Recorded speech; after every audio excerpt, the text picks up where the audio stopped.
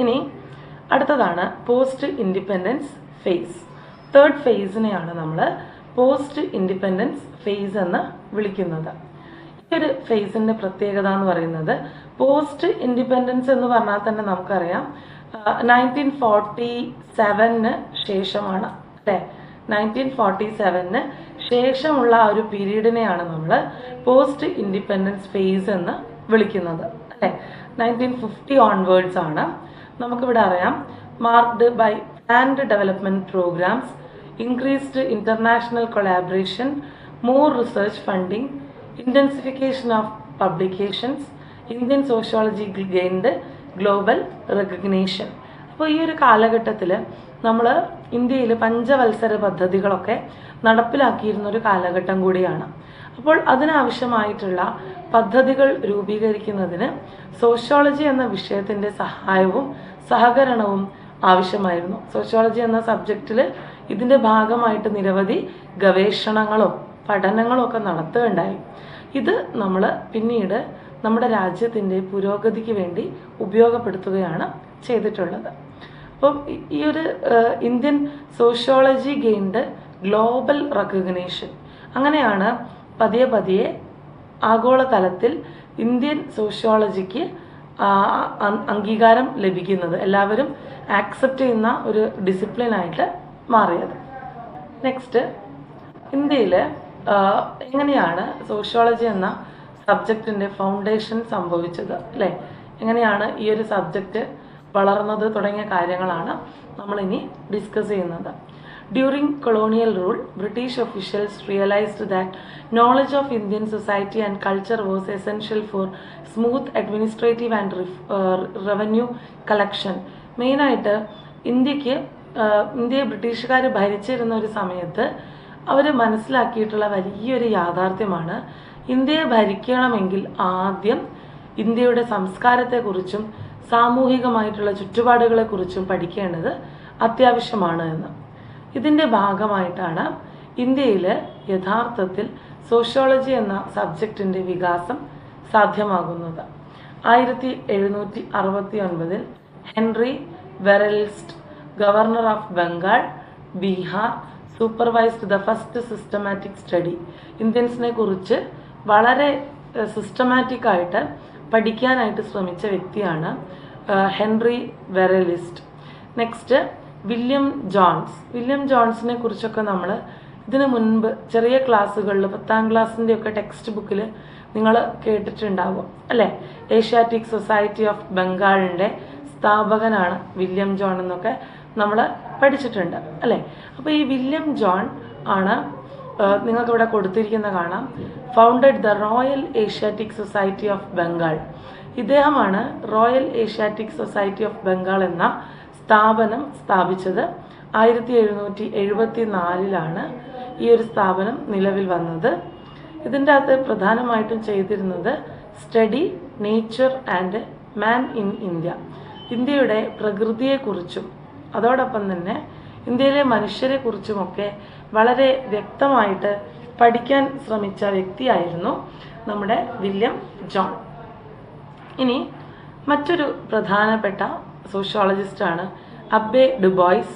അദ്ദേഹത്തിൻ്റെ പ്രധാനപ്പെട്ടൊരു കൃതിയാണ് Hindu manners, customs and ceremonies.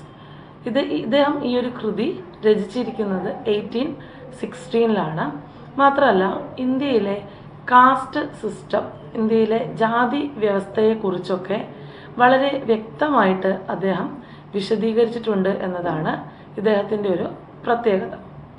ഇനി അടുത്തത് വാൾട്ടർ ഹാമിൽട്ടൺ അല്ലേ. അദ്ദേഹം ഒരു ഗസറ്റ് പബ്ലിഷ് ചെയ്തിട്ടുണ്ടായിരുന്നു. 1820 ഇദ്ദേഹത്തിൻ്റെ ഗസറ്റ് പുറത്തിറക്കിയത്. ഇന്ത്യയിലെ പോപ്പുലേഷൻ, അതായത് ജനസംഖ്യ തിട്ടപ്പെടുത്തുന്നതിനായിട്ട് ഒരു ശ്രമം നടത്തിയെന്നതും ഇദ്ദേഹത്തിൻ്റെ പ്രത്യേകതയാണ്. ഇനി journal of Asiatic Society of Bengal published articles based on Sanskrit and Arabic literature.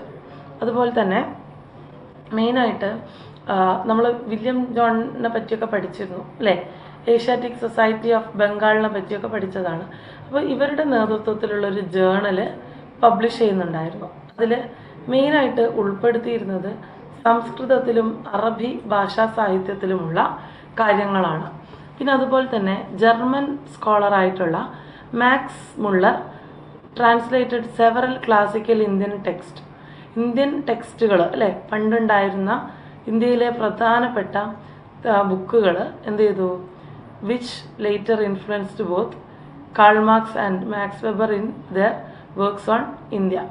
അപ്പം ഈ ബുക്കുകളെയൊക്കെ നമ്മൾ മറ്റ് ഭാഷകളിലേക്ക് അല്ലേ, മാക്സ് മുള്ളർ ഇംഗ്ലീഷ് പോലെയുള്ള മറ്റ് ഭാഷകളിലേക്ക് ട്രാൻസ്ലേറ്റ് ചെയ്തു എന്നതാണ് ഇദ്ദേഹത്തിൻ്റെ പ്രത്യേകത. അപ്പോൾ ഇവിടെ നമ്മൾ പറഞ്ഞു മാക്സ് മുള്ളർ ജർമ്മൻ സ്കോളറാണ്. ഇദ്ദേഹത്തിൻ്റെ ഏറ്റവും വലിയൊരു പ്രത്യേകത എന്ന് പറയുന്നത് ഇദ്ദേഹം translate several classical Indian text, ഇന്ത്യയിലുള്ള നിരവധി ക്ലാസിക്കൽ ഇന്ത്യൻ ടെക്സ്റ്റുകൾ, അതായത് ഇന്ത്യയിലുള്ള പണ്ടത്തെ പല ബുക്സും അദ്ദേഹം എന്ത് ചെയ്തിരിക്കുകയാണ്, മറ്റ് ഭാഷകളിലേക്ക് വായിക്കാൻ പറ്റുന്ന രീതിയിൽ, യൂറോപ്യൻസിന് മനസ്സിലാവുന്ന രീതിയിൽ ട്രാൻസ്ലേറ്റ് ചെയ്തു എന്നതാണ് മാക്സ് മുള്ളറിൻ്റെ ഏറ്റവും വലിയൊരു പ്രത്യേകത. Which later influenced both Karl Marx and Max Weber in their work on India.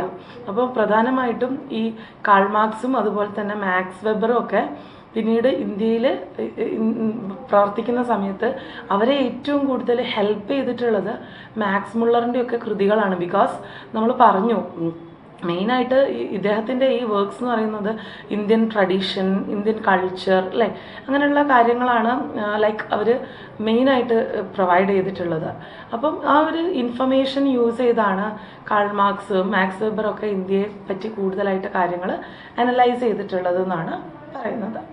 Next, professionalisation of sociology in India.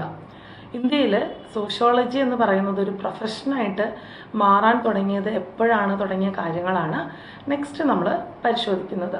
ഇതിൽ നിങ്ങൾക്ക് ഇവിടെ കാണാം 1901 WHR reverse published his monograph on Nilgiri pastoral community 1906. അതായത് 1906 റിവർ എന്ന പേര് കൊടുത്തിരിക്കുന്നത് കാണാം അല്ലെ. ഇദ്ദേഹം ഒരു സോഷ്യോളജിസ്റ്റാണ്. ഇദ്ദേഹം എന്ത് ചെയ്യാണ്, ഒരു മോണോഗ്രാഫ് തയ്യാറാക്കണം. മോണോഗ്രാഫ് എന്ന് പറഞ്ഞാൽ നമ്മൾ ഏതെങ്കിലും ഒരു പെർട്ടിക്കുലർ സബ്ജക്റ്റുമായിട്ട് റിലേറ്റ് ചെയ്തുകൊണ്ടുള്ള അതുമായി ബന്ധപ്പെട്ട റിസർച്ച് അല്ലെങ്കിൽ സ്റ്റഡീസ് നടത്തി അതിനെക്കുറിച്ചിട്ടുള്ള ഡീറ്റെയിൽസ് പ്രൊവൈഡ് ചെയ്യുന്നതിനെയാണ് മോണോഗ്രാഫ് എന്ന് പറയാം. അപ്പോൾ ഇദ്ദേഹം ഇവിടെ എന്ത് ചെയ്തിരിക്കുകയാണ്, നീലഗിരിയിലുള്ള പാസ്റ്ററൽ കമ്മ്യൂണിറ്റിയെക്കുറിച്ച്, ഇടയ വിഭാഗത്തിൽപ്പെടുന്ന ആളുകൾ അല്ലേ, അവരെയാണ് നമ്മൾ പാസ്റ്ററൽ കമ്മ്യൂണിറ്റി എന്ന് പറയാം. അവരെക്കുറിച്ച് അദ്ദേഹം ഒരു മോണോഗ്രാഫ് തയ്യാറാക്കുകയും അതോടൊപ്പം തന്നെ അദ്ദേഹത്തിൻ്റെ സ്റ്റുഡൻ്റ് ആയിട്ടുള്ള AR Radcliffe brown field works നടത്തുകയാണ്. അതുപോലെ തന്നെ അദ്ദേഹത്തിൻ്റെ സ്റ്റുഡൻറ്റിനെ എങ്ങോട്ടേക്ക് അയക്കുകയാണ്, നമ്മുടെ ആൻഡമാൻ ഐലൻഡ്സിനെ കുറിച്ച് നിങ്ങൾ കേട്ടിട്ടുണ്ടാവും അല്ലേ. ഈ ഐലൻഡിലേക്ക് വിടുകയാണ്. അവിടുത്തെ ആൻഡമാനിലുള്ള ആളുകളുടെ, ദ്വീപുവാസികളെ കുറിച്ച് പഠിക്കുന്നതിനൊക്കെ ആയിട്ട് ഇവർ ശ്രമിക്കുകയാണ്. അപ്പോൾ ഇതിനൊരു പ്രൊഫഷനാക്കി എടുത്തു എന്നതാണ് ഇവരുടെ ഏറ്റവും വലിയൊരു പ്രത്യേകത. മെയിനായിട്ട് ഒന്ന് WHR റിവേഴ്സും അതുപോലെ തന്നെ അദ്ദേഹത്തിൻ്റെ സ്റ്റുഡൻ്റ് ആയിട്ടുള്ള AR റാഡ്ക്ലിഫ് ബ്രൗണും ഈ ഒരു ഇന്ത്യയും ആൻഡമാനും ഒക്കെ ആയി ബന്ധപ്പെട്ട ഇടങ്ങളിൽ സ്റ്റഡീസ് നടത്തിയിട്ടുള്ളവരാണ്. നെക്സ്റ്റ് 1914 to 1917 ഈ ഒരു കാലഘട്ടത്തിൻ്റെ പ്രത്യേകത എന്ന് പറഞ്ഞാൽ university of Bombay started teaching sociology at under graduate level. അതായത് ഡിഗ്രി ലെവലിൽ അല്ലേ, UG ഒക്കെ ലെവലിൽ ഇവരെന്ത് ചെയ്യാണ്, മെയിനായിട്ട് ബോംബെ യൂണിവേഴ്സിറ്റിയിൽ സോഷ്യോളജി എന്ന് പറയുന്ന സബ്ജക്റ്റ് സ്റ്റാർട്ട് ചെയ്യുകയാണ്. Sociology was introduced in Mysore university in 1917. Mysore യൂണിവേഴ്സിറ്റിയിൽ സോഷ്യോളജി എന്ന് പറയുന്നത് ഒരു സബ്ജക്റ്റായിട്ട് അല്ലെങ്കിൽ ഒരു ഡിപ്പാർട്ട്മെൻ്റ് ഒക്കെ ആയിട്ട് മാറിയത് 1770s, അതായത് 1917s. SC Roy founded the first journal man in India. ഇദ്ദേഹം അപ്പം ഈ ഒരു സമയത്ത് വർക്ക് ചെയ്തിരുന്ന ഒരു പ്രധാനപ്പെട്ട സോഷ്യോളജിസ്റ്റാണ് SC റോയ്. അദ്ദേഹം തയ്യാറാക്കിയിട്ടുള്ള ഒരു ജേണലിൻ്റെ പേരാണ് മാൻ ഇൻ ഇന്ത്യ. ഇത് 1917 എസ്റ്റാബ്ലിഷ് ചെയ്തിരിക്കുന്നത്. Next 1919 to 1921 first full fledged sociology department established at Bombay university. യഥാർത്ഥത്തിൽ കംപ്ലീറ്റ് ആയിട്ട് പ്രവർത്തിക്കുന്ന രീതിയിലുള്ള ഒരു സോഷ്യോളജി ഡിപ്പാർട്ട്മെൻറ്റ് സ്റ്റാർട്ട് ചെയ്തത് ബോംബെ യൂണിവേഴ്സിറ്റിയാണ്. അത് 1919 അതുപോലെ തന്നെ department of anthropology established in Calcutta 1921. നരവംശ ശാസ്ത്രത്തെയാണ് നമ്മൾ ആന്ത്രോപോളജി എന്ന് പറയാം അല്ലേ. അപ്പം ഈ ഒരു നരവംശ ശാസ്ത്രത്തെക്കുറിച്ചും ഒക്കെ ഈ സോഷ്യോളജിയും ആന്ത്രോപോളജിയും ഒക്കെ തമ്മിൽ കണക്റ്റഡ് ആണ് അല്ലേ. അപ്പോൾ ഇവിടെ ഒരു ഫുൾ ഫ്ലെഡ്ജ്ഡ് സോഷ്യോളജി ഡിപ്പാർട്ട്മെൻറ്റ് വരുന്നത് 1919. അതോടൊപ്പം തന്നെ ഈ ഒരു കാലഘട്ടത്തിൽ 1921 ആ ഒരു പീരീഡിൽ നമ്മൾ ആന്ത്രോപോളജി ഡിപ്പാർട്ട്മെൻറ്റും സ്ഥാപിച്ചു. കൽക്കത്തയിലാണ് സ്ഥാപിതമായത്. അതുപോലെ തന്നെ മറ്റൊരു പ്രത്യേകത, combined departments of economics and sociology created at Lucknow under the Radha Kamal Mukherjee 1921. പിന്നെ അതുപോലെ തന്നെ ഈ ഒരു സമയത്ത് 1921 ഈ ഒരു പീരീഡ് ആയപ്പോഴേക്കും ഇവിടെ എക്കണോമിക്സ് ഡിപ്പാർട്ട്മെൻറ്റിനെയും സോഷ്യോളജിയെയും തമ്മിൽ സംയോജിപ്പിച്ചുകൊണ്ട് പുതിയൊരു ഡിപ്പാർട്ട്മെൻറ്റ് അല്ലെങ്കിൽ ഇതിനെ രണ്ടിനെയും കമ്പൈൻ ചെയ്തുകൊണ്ട് ലക്നൗവിൽ രാധ കമൽ മുഖർജിയുടെ നേതൃത്വത്തിൽ ഒരു ഡിപ്പാർട്ട്മെൻറ്റ് വർക്ക് ചെയ്തിട്ടുണ്ടായിരുന്നു എന്നാണ് പറയുന്നത്. ഇത് വേറെ രണ്ടുപേരെയും ഒരുമിച്ച് അദ്ദേഹത്തിൻ്റെ നേതൃത്വത്തിൽ, അതായത് എക്കണോമിക്സും സോഷ്യോളജി ഈ രണ്ട് ഡിസിപ്ലിനെയും ഒരുമിച്ച് കൊണ്ടുപോയി എന്നാണ് പറയുന്നത്. നെക്സ്റ്റ് 1947-51 ഈ ഒരു പീരീഡിൽ നമുക്ക് കാണാൻ പറ്റുന്ന ഒരു പ്രത്യേകത, DN Majumdar founded eastern anthropologist journal. പിന്നെ അതുപോലെ തന്നെ നിങ്ങൾക്ക് കാണാം ഈ ഒരു DN മജുംദാർ ഇദ്ദേഹമാണ് ഇത് ജേണൽ സ്റ്റാർട്ട് ചെയ്തത്, ഈസ്റ്റേൺ ആന്ത്രോപോളജിസ്റ്റ് എന്ന ജേണൽ സ്റ്റാർട്ട് ചെയ്തത്. അതുപോലെ GS Ghurye founded the Indian Sociological Society and its journal Sociological Bulletin 1951.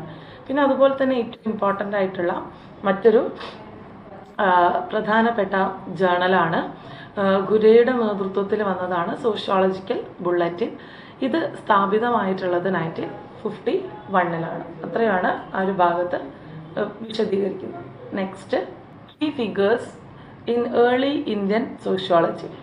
ഇന്ത്യയിലെ സോഷ്യോളജിയുടെ ഡെവലപ്മെൻറ്റിൽ വർക്ക് ചെയ്തിട്ടുള്ള ഇമ്പോർട്ടൻ്റ് ആയിട്ടുള്ള സോഷ്യോളജിസ്റ്റുകൾ ആരൊക്കെയാണ് എന്നുള്ളതാണ് ഈ ഒരു ഭാഗത്ത് വിശദീകരിക്കുന്നത്. ഫസ്റ്റ് പേഴ്സൺ എന്ന് പറയുന്നത് GS ഖുരയാണ്. ഈ GS ഖുരയുടെ പ്രത്യേകത എന്ന് പറയുന്നത് ഇദ്ദേഹം ആണ് ബോംബെ സോഷ്യോളജി ഡിപ്പാർട്ട്മെൻറ്റിനെ നയിച്ചിരുന്നത്. അതുപോലെ തന്നെ supervised students from across India to conduct regional field work, അതായത് സോഷ്യോളജിയുടെ ഭാഗമായിട്ടുള്ള പ്രാദേശികമായിട്ടുള്ള ഫീൽഡ് വർക്കുകൾക്കൊക്കെ കുട്ടികളെ നയിച്ചിരുന്ന ഒരു പ്രധാനപ്പെട്ട വ്യക്തി എന്ന് പറയുന്നത് GS ഖുരയാണ്. Founded the Indian Sociological Society, ഇദ്ദേഹമാണ് ഇന്ത്യൻ സോഷ്യോളജിക്കൽ സൊസൈറ്റിയുടെ ഫൗണ്ടറായിട്ട് കരുതപ്പെടുന്നത്. And started Sociological Bulletin. ഈ സോഷ്യോളജിക്കൽ ബുള്ളറ്റിൻ എന്ന് പറയുന്നത് ഒരു ജേണലാണെന്നുള്ളത് നമ്മൾ നേരത്തെ തന്നെ പറഞ്ഞു കഴിഞ്ഞു അല്ലേ.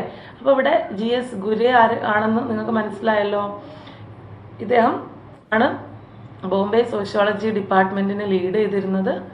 അതുപോലെ തന്നെ ഇദ്ദേഹത്തിൻ്റെ നേതൃത്വത്തിൽ നിരവധി സ്റ്റുഡൻസ് ഇന്ത്യയിൽ സോഷ്യോളജിയുമായി ബന്ധപ്പെട്ട റീജിയണൽ ഫീൽഡ് വർക്ക്സിലൊക്കെ ഏർപ്പെട്ടിട്ടുണ്ടായിരുന്നു. ഇദ്ദേഹമാണ് ഇന്ത്യൻ സോഷ്യോളജിക്കൽ സൊസൈറ്റിയുടെ ഫൗണ്ടർ. അതുപോലെ തന്നെ സോഷ്യോളജിക്കൽ ബുള്ളറ്റിൻ എന്ന് പറയുന്ന ജേണൽ ഇദ്ദേഹത്തിൻ്റെതാണ്. ഇനി നെക്സ്റ്റ് SC റോയ്. SC റോയുടെ പ്രത്യേകത എന്ന് പറയുന്നത് a lawyer by profession who carried out pioneering studies of Indian tribes such as Oraon, Munda and Birhor തുടങ്ങിയ വിവിധ വിഭാഗങ്ങളെ പറ്റി.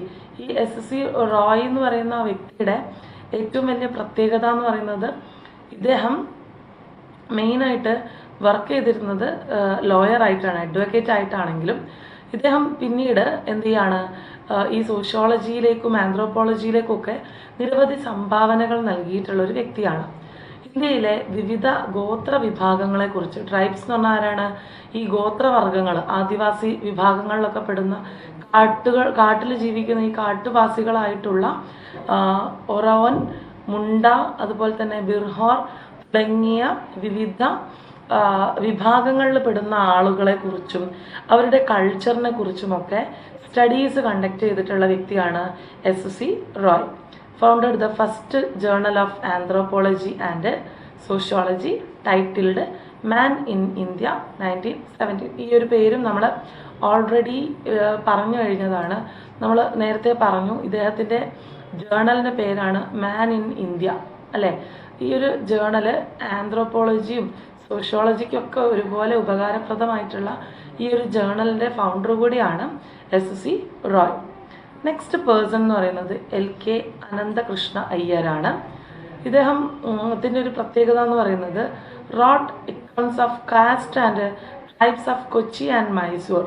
ഇദ്ദേഹം കൊച്ചിയിലെയും മൈസൂരിലെയും ഒക്കെ വിവിധ ജാതികളെ കുറിച്ചൊക്കെ സ്റ്റഡീസ് നടത്തുകയും അല്ലേ അതുമായി ബന്ധപ്പെട്ട കൃതികൾ രചിക്കുകയൊക്കെ ചെയ്ത വ്യക്തിയാണ് LK അനന്തകൃഷ്ണ അയ്യർ. പാലക്കാട്ടുകാരനാണ്. അപ്പം ഇദ്ദേഹവും എന്ത് ചെയ്തിട്ടുണ്ട്, നമ്മുടെ ഇന്ത്യൻ സോഷ്യോളജിയുടെ ഡെവലപ്മെൻറ്റിന് വേണ്ടിയിട്ട് ഒരുപാട് കോൺട്രിബ്യൂഷൻസ് തന്നിട്ടുള്ള വ്യക്തിയാണ്. ഇനി ഇദ്ദേഹത്തിൻ്റെ നേതൃത്വത്തിൽ carried out A useful survey of Syrian Christians of Kerala. കേരളത്തിലെ സിറിയൻ ക്രിസ്ത്യാനികളെ കുറിച്ച് സ്റ്റഡീസ് നടത്തിയിട്ടുള്ള ഒരു വ്യക്തി കൂടിയാണ് അനന്തകൃഷ്ണ അയ്യർ എന്ന് പറയുന്ന ആൾ. Next DN Majumdar. DN മജുംദാറിൻ്റെ പേരും നമ്മൾ ഓൾറെഡി പറഞ്ഞു കഴിഞ്ഞതാണ്.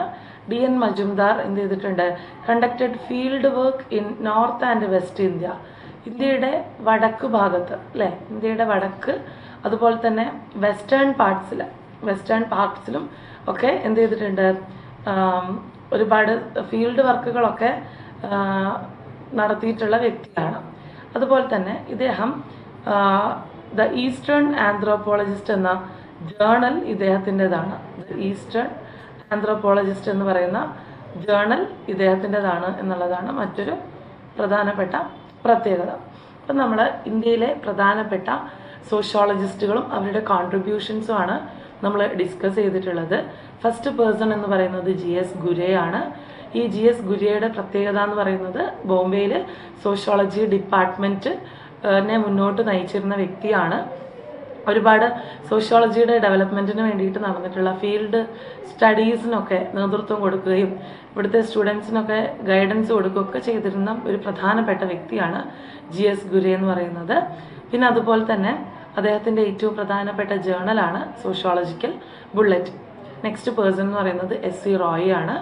ഇദ്ദേഹം ഒരു ലോയറാണ്. ബൈ പ്രൊഫഷൻ ഇദ്ദേഹം ഒരു ലോയറാണ്. പക്ഷെ എന്താണ്, ഇന്ത്യയിലുള്ള വിവിധ ട്രൈബ്സിനെ കുറിച്ചിട്ടുള്ള സ്റ്റഡീസ്, മുണ്ട, ബിർഹാർ അല്ലേ, ഒരാവൻ തുടങ്ങിയ വിവിധ വിഭാഗങ്ങളിൽ പെടുന്ന ഈ ഗോത്രവർഗ്ഗങ്ങളെയും അവരുടെ കൾച്ചറിനെയും അവിടുത്തെ സോഷ്യൽ സ്ട്രക്ചറിനെയും ഒക്കെ പറ്റി സ്റ്റഡീസ് കണ്ടക്ട് ചെയ്തിട്ടുള്ള ഒരു വ്യക്തിയാണ്. പിന്നെ അടുത്തത് LK അനന്തകൃഷ്ണ അയ്യരാണ്. നമ്മൾ പറഞ്ഞു ഇദ്ദേഹം ഒരു കേരളീയനാണ്, പാലക്കാട്ടുകാരനാണ്. കൊച്ചിയിലും മൈസൂരിലും ഒക്കെ ഉണ്ടായിട്ടുള്ള പ്രധാനപ്പെട്ട കാസ്റ്റുകളെ കുറിച്ചും ട്രൈബ്സിനെ പറ്റിയൊക്കെ നിരവധി സ്റ്റഡീസൊക്കെ കണ്ടക്ട് ചെയ്തിട്ടുള്ള ഒരു വ്യക്തി കൂടിയാണ് LK അനന്തകൃഷ്ണ അയ്യർ എന്ന് പറയുന്നത്. പിന്നെ നമ്മൾ DN മജുംദാറിനെ കുറിച്ചാണ് പറഞ്ഞത്. ഇദ്ദേഹവും എന്ത് ചെയ്തിട്ടുണ്ട്, ഇന്ത്യയുടെ വടക്ക് ഭാഗത്തും അതുപോലെ തന്നെ വടക്ക് പടിഞ്ഞാറ് ഭാഗങ്ങളിൽ ഒരുപാട് ഫീൽഡ് വർക്ക്സ് ഒക്കെ നടത്തിയിട്ടുള്ള ഒരാളാണ്. അദ്ദേഹത്തിൻ്റെ ജേർണലാണ് ദ ഈസ്റ്റേൺ ആന്ത്രോപോളജിസ്റ്റ് എന്ന പേരിൽ അറിയപ്പെടുന്നത്. ഇനി നെക്സ്റ്റ് നമ്മൾ പോകുന്നത് ദ ലക്നൗ സ്കൂൾ ഓഫ് സോഷ്യോളജിയിലേക്കാണ്. The Lucknow school of sociology എന്ന് പറയുന്നത് എമേർജ് ചെയ്തിരിക്കുന്നത്, അതായത് Lucknow emerged a major centre for sociology and anthropology in India. ഇന്ത്യയിലെ ഒരു പ്രധാനപ്പെട്ട സോഷ്യോളജിയുടെയും ആന്ത്രോപോളജിയുടെയും കേന്ദ്രമായിട്ട് ലക്നൗ മാറി അല്ലേ. നമുക്കറിയാം UP പ്രദേശിൻ്റെയൊക്കെ ഭാഗമായിട്ട് വരുന്നൊരു പ്രദേശമാണ്. During the pre independence era developing a distinctive approach to study Indian society. ഇപ്പം പ്രധാനമായിട്ടും ഇവിടെ ഇന്ത്യയുടെ സ്വാതന്ത്ര്യത്തിന് മുൻപ് തന്നെ ഈ ഒരു മേഖലയിൽ ഇന്ത്യൻ സമൂഹത്തെക്കുറിച്ചൊക്കെ നിരവധി വ്യത്യസ്തമായിട്ടുള്ള സമീപനങ്ങളും പഠനങ്ങളും ഒക്കെ നടത്തിയിട്ടുള്ളവരാണ് ഈ ലക്നൗ സ്കൂൾ ഓഫ് സോഷ്യോളജിയിൽ ഉള്ളത്. ഇനി മെയിനായിട്ടുള്ള ഡെവലപ്മെൻറ്റ്സ് എന്തൊക്കെയാണെന്ന് നോക്കാം. ഇവിടെ ഈ ഡെവലപ്മെൻറ്റ്സ് ആയിട്ട് കൊടുത്തിരിക്കുന്നത്, ഒന്ന് combined department of economics and sociology created 1921. നമ്മൾ ഓൾറെഡി പറഞ്ഞതാണ് അല്ലേ. രാധ കമൽ മുഖർജിയുടെ പ്രത്യേകത നമ്മൾ നേരത്തെ പറഞ്ഞതാണ്. ഇദ്ദേഹം എന്ത് ചെയ്തിട്ടുണ്ട്, ഇവിടെ combined department of economics and sociology 1921. ഇദ്ദേഹം 1921 ഇതിനെ ഒരുമിച്ച് കൊണ്ടുപോയി അല്ലേ. അതുപോലെ തന്നെ DP മുഖർജിയാണ് next person. Joined in 1922, bringing interdisciplinary perspective. ഒരു വിഷയത്തിന് മറ്റ് വിഷയങ്ങളുമായിട്ടുള്ള കണക്ഷൻ എന്താണെന്ന് നമുക്ക് ശരിക്കും പറഞ്ഞാൽ കാണിച്ചു തന്നു എന്നതാണ് ഈ DP മുഖർജിയുടെ പ്രത്യേകത. അടുത്ത വ്യക്തിയാണ് DN Majumdar, appointed to teach primitive economy in 1928. ഇന്ത്യയിലെ ആദ്യകാല അല്ലെ പുരാതന കാലത്തുണ്ടായിരുന്ന സമ്പദ് വ്യവസ്ഥയെക്കുറിച്ചൊക്കെ പഠിപ്പിച്ചിരുന്ന വ്യക്തിയാണ് ഇദ്ദേഹം. 1928 ഇദ്ദേഹത്തിൻ്റെ കോൺട്രിബ്യൂഷൻസ് ഒക്കെ കിട്ടിക്കൊണ്ടിരുന്നത്. Next, independent department of sociology established in 1951. ഇനി സോഷ്യോളജി എന്ന് പറയുന്ന ഒരു സ്വതന്ത്രമായിട്ടുള്ള ഒരു ശാഖ അല്ലെങ്കിൽ ഒരു ഡിപ്പാർട്ട്മെൻറ്റ് എസ്റ്റാബ്ലിഷ് ചെയ്തത് 1951. Joint department of sociology and social work followed. ഇനി നോക്കിക്കേ, ഇവിടെ നമുക്ക് കാണാം ദീസ് 3 സ്കോളേഴ്സ്. ആരൊക്കെയാണ് ഈ 3 സ്കോളേഴ്സ് എന്ന് പറയുന്നത്? Radha Kamal Mukherjee, DP Mukherjee, DN Majumdar. ഇവർ 3 പേരും ചേർന്നാണ് യഥാർത്ഥത്തിൽ എന്ത് സ്ഥാപിച്ചത്? Established Lucknow as one of the prime centre of teaching and research in sociology and anthropology in India. ഇന്ത്യയിലെ നമ്മൾ നടത്തുന്ന സമൂഹശാസ്ത്ര പഠനങ്ങളുടെ പ്രധാന കേന്ദ്രമാക്കി ലക്നൌവിനെ മാറ്റിയത് യഥാർത്ഥത്തിൽ ഈ 3 പ്രധാനപ്പെട്ട ഇന്ത്യൻ സോഷ്യോളജിസ്റ്റുകൾ ചേർന്നാണ്. ആരൊക്കെയാണ്? Radha Kamal Mukherjee, DP Mukherjee, DN Majumdar. ഇവർ 3 പേരും ചേർന്നാണ്. അതാണ് ഈ ഒരു ഭാഗത്ത് എക്സ്പ്ലെയിൻ ചെയ്യുന്നത്. Next, foreign scholars contribution to Indian sociology. വിദേശികളായിട്ടുള്ള നിരവധി സ്കോളേഴ്സിൻ്റെ കോൺട്രിബ്യൂഷൻസ് നമുക്ക് ഇന്ത്യൻ സോഷ്യോളജിയിൽ കാണാം അല്ലേ. ആരൊക്കെയാണ്? Verrier Elwyn.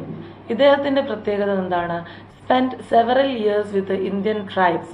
ഇന്ത്യയിലെ ഗോത്രവർഗങ്ങളോടൊപ്പം വർഷങ്ങളോളം ചിലവിട്ടുകൊണ്ട് ഇദ്ദേഹം ഇവരെക്കുറിച്ചുള്ള മോണോഗ്രാഫുകൾ തയ്യാറാക്കി എന്നതാണ് ഇദ്ദേഹത്തിൻ്റെ പ്രത്യേകത. Proposed approaches for improving tribal conditions. അതായത് ഈ പറയുന്ന ഗോത്രവിഭാഗങ്ങളുടെ ജീവിതം എന്ന് പറയുന്നത് വളരെ ദുസ്സഹമായിട്ടുള്ളതാണ്, അല്ലെങ്കിൽ നിരവധി യാതനകൾ അനുഭവിക്കുന്നവരാണ് ഇവർ അല്ലേ. അപ്പോൾ ഇവരുടെ ജീവിത നിലവാരം മെച്ചപ്പെടുത്തുന്നതിനും ഈ ഗോത്രവിഭാഗങ്ങൾക്ക് മെച്ചപ്പെട്ട ജീവിത സാഹചര്യങ്ങൾ ഒരുക്കി കൊടുക്കുന്നതിനുമൊക്കെ വേണ്ടി നിരവധി അഭിപ്രായങ്ങൾ അല്ലെങ്കിൽ നിർദ്ദേശങ്ങൾ മുന്നോട്ട് വെച്ച ഒരു വ്യക്തി കൂടിയാണ് വാരിയർ എൽവിൻ എന്ന് പറയുന്ന സോഷ്യോളജിസ്റ്റ്. അടുത്ത വ്യക്തിയാണ് ക്രിസ്റ്റഫ് വോൺ ഫ്യൂറർ ഹെയ്മൻഡോഫ്. ഇദ്ദേഹം ചെയ്ത കാര്യം എന്താണെന്ന് നോക്കിക്കേ. Conducted extensive field work with Indian tribes. Indian ട്രൈബ്സിനെ കുറിച്ചിട്ട് വളരെ വിശാലമായിട്ടുള്ള നിരവധി പഠനങ്ങളൊക്കെ നടത്തിയ ഒരു വ്യക്തിയാണ്. Produced detailed ethnographic accounts of their social structure and customs. അപ്പോൾ ഈ ഒരു ട്രൈബ്സിനെ കുറിച്ച് അവരുടെ വംശത്തെക്കുറിച്ചുമൊക്കെ ഒരുപാട് കാര്യങ്ങൾ അന്വേഷിക്കുകയും കണ്ടെത്തുകയും ഒക്കെ ചെയ്തിട്ടുള്ള ഒരു വ്യക്തിയാണ് ക്രിസ്റ്റഫ് വോൺ ഫെറർ എന്ന് പറയുന്ന വ്യക്തി. അതോടൊപ്പം തന്നെ നെക്സ്റ്റ് പേഴ്സൺ ആണ് JH Hutton and JC Mills. ഇവരുടെ പ്രത്യേകത എന്ന് പറയുന്നത് produced detailed studies of tribes in Naga hills. നിങ്ങൾ നാഗ കുന്നുകളിൽ ജീവിക്കുന്ന ആളുകളെ കുറിച്ചൊക്കെ കേട്ടിട്ടുണ്ടാവും. നമ്മളിപ്പോൾ ഹിസ്റ്ററി ഒക്കെ പഠിക്കുന്ന സമയത്ത് നാഗ കുന്നുകളെ പറ്റിയിട്ടൊക്കെ പഠിച്ചിട്ടുണ്ടാവും അല്ലേ. അല്ലെങ്കിൽ ജോഗ്രഫിയിലൊക്കെ നിങ്ങൾ നോർത്ത് ഈസ്റ്റേൺ സ്റ്റേറ്റ്സിനെ കുറിച്ചൊക്കെ പഠിച്ചിട്ടുണ്ടാവും. ആ സമയത്ത് നിങ്ങൾ നാഗ കുന്നുകളെ കുറിച്ച് കേട്ടിട്ടുണ്ടാവും. അവിടെയുള്ള ആളുകളുടെ ജീവിതത്തെക്കുറിച്ചൊക്കെ ഡീറ്റെയിൽഡ് ആയിട്ടുള്ള സ്റ്റഡീസ് നടത്തിയ ആളുകളാണ് JH ഹട്ടനും JC മിൽസും. ഇവരെന്ത് ചെയ്തു? Documenting their social organisation, rituals and cultural practices. അപ്പോൾ ഇവരുടെ സാമൂഹികമായിട്ടുള്ള സംഘങ്ങൾ എങ്ങനെയാണ് മുന്നോട്ട് പോകുന്നത്, ആചാരങ്ങൾ എന്തൊക്കെയാണ്, സാംസ്കാരികമായിട്ടുള്ള ഇവരുടെ ചടങ്ങുകൾ എന്തൊക്കെയാണ്, ഇങ്ങനെയുള്ള കാര്യങ്ങളെക്കുറിച്ചൊക്കെ സ്റ്റഡീസ് നടത്തിയ 2 പ്രധാന വ്യക്തികളാണ് JH ഹട്ടനും JC മിൽസും. ഇനി നോക്കിക്കേ, these foreign scholars made significant contribution to understanding of Indian tribal communities through their intensive field work and detailed ethnographic accounts. അപ്പോൾ ഈ പറഞ്ഞിരിക്കുന്ന വ്യക്തികൾ വാരിയർ എൽവിൻ ആയിക്കോട്ടെ, ക്രിസ്റ്റഫ് വോൺ ഫ്യൂറർ ഹെയ്മൻഡോഫ് ആയിക്കോട്ടെ, HF Hutton and JC Mills ആയിക്കോട്ടെ, ഇവരെല്ലാം തന്നെ പൊതുവെ നമുക്കറിയാം ഇന്ത്യൻസിനെ കുറിച്ച് അല്ലെങ്കിൽ ഇന്ത്യൻ ട്രൈബൽ കമ്മ്യൂണിറ്റീസിനെ കുറിച്ച് വളരെ വിശാലമായിട്ടുള്ള സ്റ്റഡീസ് കണ്ടക്ട് ചെയ്യുകയും ഇന്ത്യയിൽ നമ്മൾ ഫോളോ ചെയ്യേണ്ട പ്രധാനപ്പെട്ട അപ്രോച്ചസിനെ കുറിച്ചൊക്കെ സജസ്റ്റ് ചെയ്യുകയും ചെയ്ത വ്യക്തികളാണ്.